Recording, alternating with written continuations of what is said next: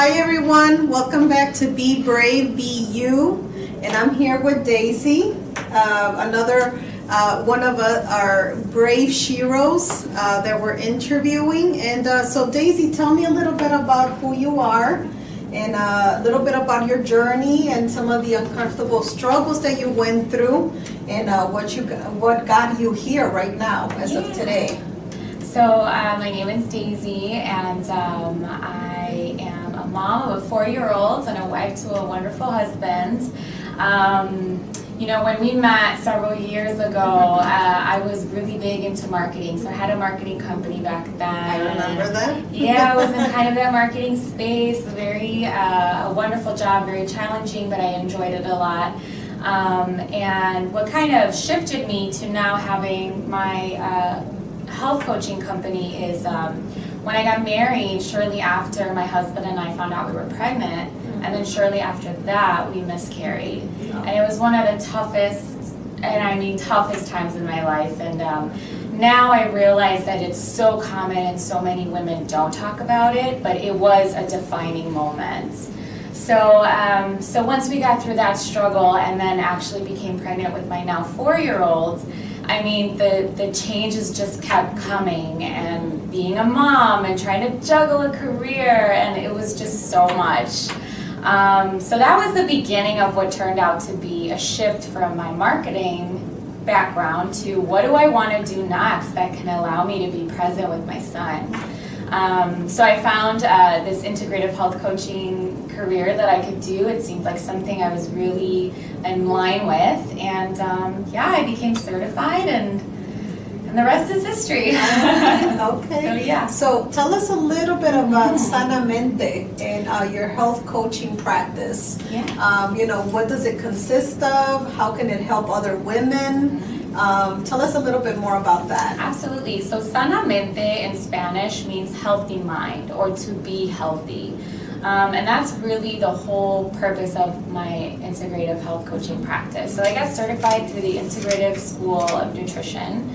I probably butchered that, but IIN. And what I really focused on in my journey was, like I said, those defining moments of having a miscarriage and then being pregnant, you know, terrified that it would happen again, working through those struggles, and then being a mom and dealing with those challenges. So that really spoke to me and defined who I was. So my company deals with women who've miscarried, you know, women who are expecting and are just kind of figuring out, you know, what do I do next? What should I prioritize? And, you know, helping them through that. I've got great partnerships there. And then motherhood. And motherhood can mean you've got a newborn or you've got a kid in college. I mean, you're a mom, and we never really have it figured out, and I just create a safe space to be okay with that. It's okay to not have it figured out. And, you know, in our culture, I think we're kind of expected to, but that's, I feel, a big stigma. And when we come together and just say, I don't know what I'm doing, and another mom says, I know, me too, but we'll figure it out, there's just comfort there, and that just thrills me. Yeah. So tell us about a time where you felt was very impactful for you, like one of your case stories of one of your, you know, clients, or you know, just one of the women that you actually worked with, and that it really impacted you. Like, how rewarding was that? Did you have to go through any, like, part of her journey, or what happened there? Tell us a little bit about that. Definitely. So in coaching, we are, you know, we're trying to really listen and be present. So sometimes that's misleading because I feel like I want to have the answers, I want to fix your problem, but the style of coaching that I was trained on is really dependent on you to figure out the answer, and I'm just kind of guiding you and giving you a sounding board. So I have had cases, particularly now, that are very difficult, especially in miscarriage, that I wish I could just patch you up and show you, you know, 3 years down the road that it really is going to be okay, but that's a journey I'm just here to support. So in those moments, it's very tough, and you know, my faith has grown so much through this journey that I just have to, you know, give it to God and say, I trust that I'm going to be provided with the right thing to say at the right time, and I'm really here for you. On the flip side, when I have my group coachings, or just, private coachings, no matter what it is, when I see a mom really light up and find a solution that works for her and see that there is an option that, you know, I could really do this, those little moments are the best. That's why I do what I do. Okay. So, you know, I wouldn't say there's like, you know, huge transformative events that happen, but it's those little aha moments that my mom's experienced that are my wins, really, truly. So. Yeah, and I always feel that if you impacted just even one person, you've impacted a lot. Amen. You know, that means the world to that person. So tell us about what would you say would be the top like 3 or 5 tips that you would give to other brave women that are trying to make it, you know, women that have had miscarriages or gone through some of the things that you coach them on. What would be some of those tips that you could share with us? Yeah, that's a great question. First and foremost, I would say you are not alone. Whatever you're going through, someone out there is going through the same thing. And it's okay to ask for help. It's okay to be vulnerable. It's okay to not know what to do. And it's really okay to not have it all figured out. None of us do. So just giving yourself that permission to say, okay, I do need help. I need to ask. You know, I need to take a break, a mental health break, you know, step outside, go for a walk, whatever it is. And then just look for resources. I know we have a lot of access to social media and finding things. Often I find that it could backfire, so we could look at someone else's Instagram perfect life and say, oh, that's not me, and, you know, feel worse about ourselves. So not that way, but, you know, if you have a friend or another mom, just reach out and connect, and that vulnerability really goes a long way. And something that I always, you know, teach some of the people that I interact with or women that I help is, you know, focus on the things that connect to you. You know, what things connect to your heart, to your mind, body, and soul. You know, those are the things that you want to take a look into, because if you focus on the wrong things will be feeding your mind and your soul, and hence your actions. So it's really important that you focus on the positive things that, you know, that really speak to you, that relate to you, if that makes sense. Absolutely, yeah. You've got to, you know, start your day with positive affirmations, a Bible scripture, whatever it is that's feeding you. Just a little pick-me-up, it really does go a long way. Mm-hmm. Yeah. And what can Sanamente, what's like a one thing that you would highlight from Sanamente that you could help other women that are kind of struggling through this? Like, what would be one key thing that you could, you know, a resource for some of the women that are looking at your video today? Yeah, so I do have kind of like a starting place that I like to do with all of my coaching clients, and I do have a great partnership with the local hospital, and I do this with them too, and it's just a tool and a resource that I'm happy to share this with anyone that reaches out to you. You know, you can publish my email. But if you'd like, I can kind of go through it with you, and you don't have to be a mom to do this exercise, but I can definitely show you what that would look like. Yes, I would love to. Okay. I would love to. Do you want to do it now? Or? Yes, okay. we can do it now. Okay, perfect. So let me just show you really quickly what that looks like. Okay. Again, if someone out there wants to try this, I actually encourage moms and dads to do this. Anyone is welcome to do this. Okay. So this here is what we have, a circle of life, or what I like to call a life balance assessment. And again, integrative health coaching just means that health doesn't just mean what you eat or how you exercise. Which is what we always think. Which is what we typically think, and that's, you know, it's part of it. However, there's so many components that you can see here that contribute to our health. So our spirituality, our relationships, our social life, our career. And if one of these areas isn't functioning well, chances are it's going to have a domino effect in other areas. Wow. So it's really important to do kind of like an assessment, not judging yourself, not, you know, just a very observative assessment to see where you are and what do you want to work on. So Lizba, I'm going to try this with you. Okay. It's very simple. Again, I'm happy to do this with anyone that's watching this and wants to give it a try. And guys, I'm on the spot, so. Oh, totally. She had no idea I was going to do this. So Lizba, I'm going to go through these categories, and you're going to give me a number from 1 to 10. Okay. 1 means I'm not satisfied in this area, and 10 means I am very satisfied. This is working really great for me. Okay. So no judgment, be completely vulnerable and brave, and just give me a number, okay? Yes. And as I told you guys, I would get myself uncomfortable first before I place anybody uncomfortable on the spot. So I'm on the spot. All right, so we're going to start with spirituality, and you give Okay. me a number from 1 to 10. Where do you feel that is for you? For me, I would say a lot of what makes me me is my spirituality. Okay. So I would rate that a 7. Okay. Because I think there's always room for improvement. Absolutely. But without my spirituality, which I get it from God, I would not be the person that I am today. So let's just say it that way. Great. Creativity. Creativity, I would say I'm always, that's one of my, I guess,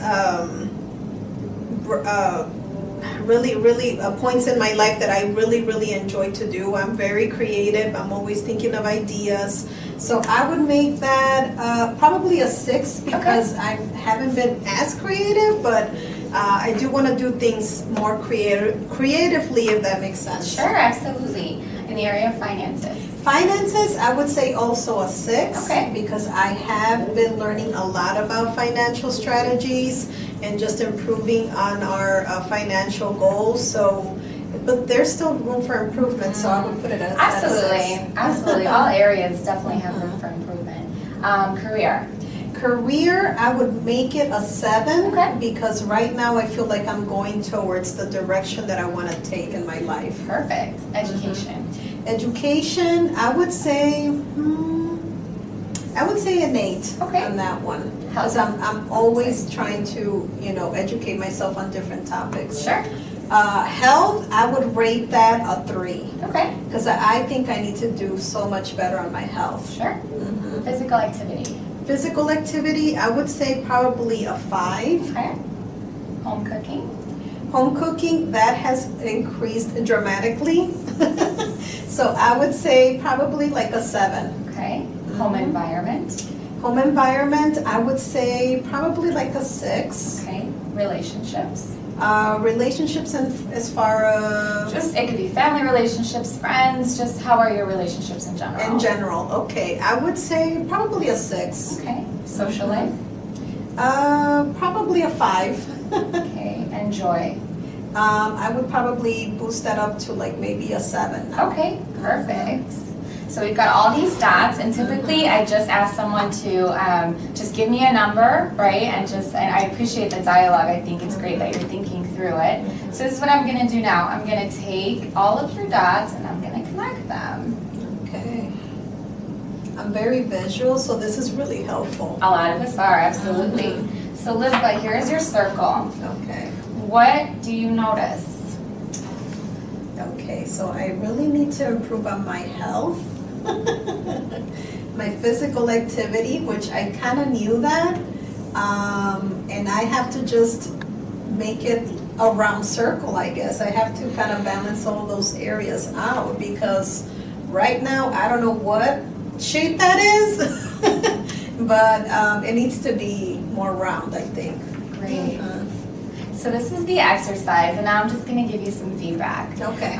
Typically what happens is that 95% of the people that do this focus on what's not working. And that's very human. Okay. There's a dip here, I need to improve this, what can I do? And that's super normal, right? We want to improve. However, there are a lot of areas that are working really great for you. So I would first say celebrate what's working well and really just give yourself kudos and just say, I'm doing really well here. There's always area for improvement, but I'm doing good in these areas. And now in the areas that you feel you want to improve, and this is you wanting to, right? Yes. Not because you feel pressure, but you want to take this on. You mentioned your health. So if it's a 3 now, I would have you brainstorm, what can I do to get it from a 3 to a 4? Okay. Not a 3 to an 8 or a 3 to a 10. That would set you up for a lot of pressure and almost set you up to fail. Yes. Just what's one thing you can do?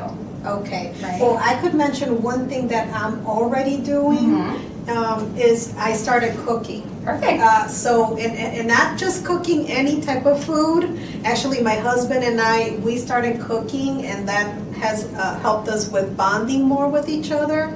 And we've been cooking much healthier food. So versus, like the typical, I'm Mexican, so the typical rice, beans, tortillas. Instead of doing that, we might do, a side of veggies with maybe a lean protein and a little bit of rice. So, just kind of changing that, and that has helped a little That's bit. a huge step. Yeah. And you see now it affects two different areas, not just your health, but home cooking as well. So the trick is really just to look at how this is going, see what do I want to do for the next 3 months, and just focus on that one thing. Maybe it's two things, but I would say one just to start. So just to kind of clarify, you're suggesting that I should just focus on one area that I want to improve at a time. Okay. Yep, just so as not to overwhelm yourself. If you can take on two, that's great right now.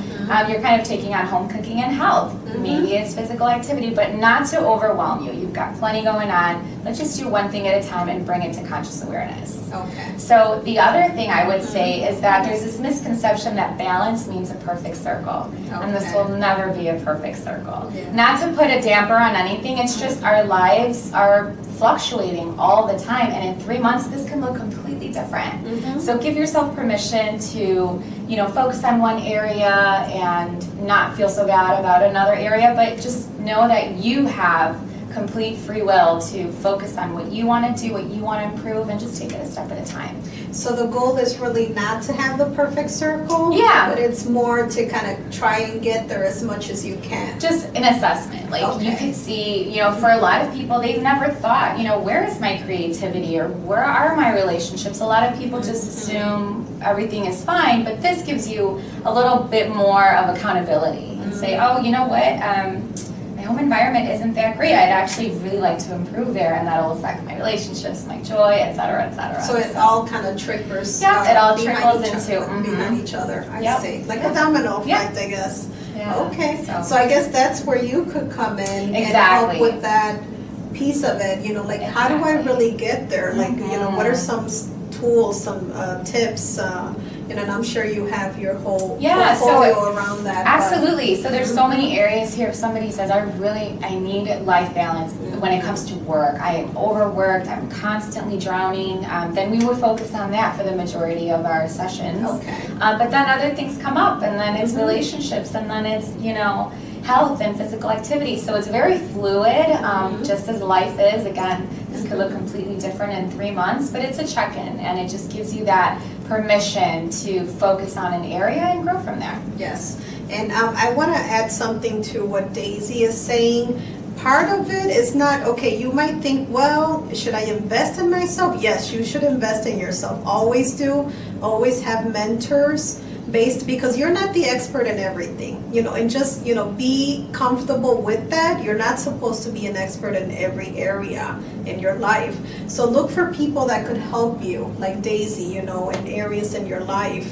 And it's going to improve so much more. And, just be vulnerable and be happy to have someone that's going to hold you accountable for things, because that's what coaches do.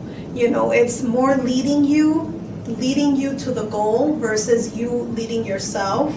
And you want to have people that, hold you accountable, that are tracking your results, that are pointing out, hey, you need to focus on this area more versus this other area, so that you could get to your end result, or at least the results that you want to accomplish. So I do see, that was perfectly said. I do see the benefit of that. I myself have had a couple of mentors in my life, and I still keep in contact with them, and they're still coaching me. No one is perfect. No one has all of the answers, and that's okay. That's part of being human. So, thank you so much, Daisy, for sharing some time with us. Another question that I do have for you. What would you say to those brave, want-to-be brave women, want to get uncomfortable, want to reach their dreams, or maybe they might be struggling with their self-identity, just not accomplishing, their goals, not feeling stuck in a way. Maybe even young girls that are watching you right now. What would you say to those girls and women? There's never going to be a good time to go after what you really feel passionate about. And sometimes you just have to take that leap of faith. I definitely wouldn't have done it without the support I have from my husband, my family, myself looking out for support groups, again, reading those right books, surround yourself with the right people, ask questions, and just know that it's so gratifying to take that little step and say, okay, I did this today, and instead of wondering what it would feel like if you did it. So those two feelings are polar opposite, and once you have one win, just know you're going to get another one. You just have to keep at it and know that you're not alone. Yeah.